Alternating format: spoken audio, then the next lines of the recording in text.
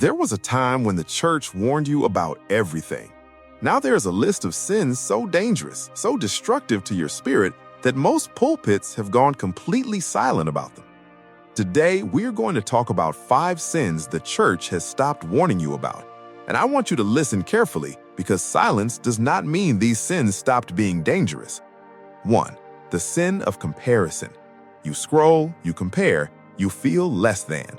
Nobody calls this sin from the pulpit anymore, but comparison is the thief of contentment, and contentment is exactly what Paul said he learned in Philippians 4:11.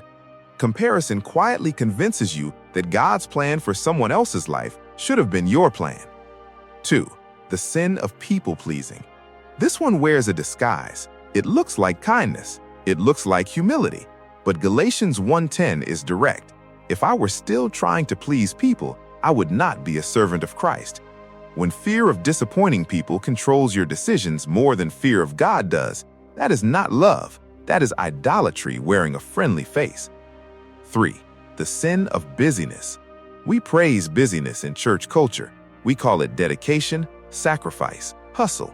But busyness that crowds out prayer, crowds out stillness, crowds out your relationship with God is not holy.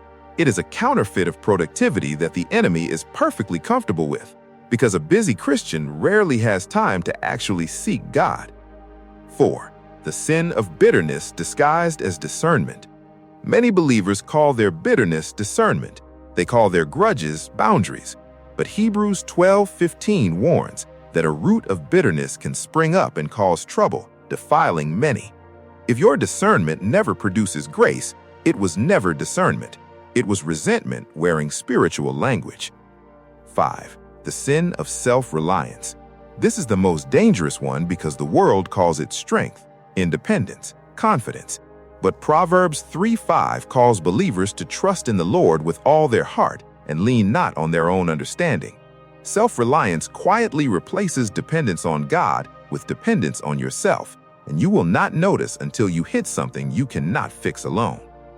Brother, sister, the absence of a warning does not mean the absence of danger. Just because the pulpit stopped naming these sins does not mean God stopped caring about them. Write in the comments, Lord, expose what I have ignored.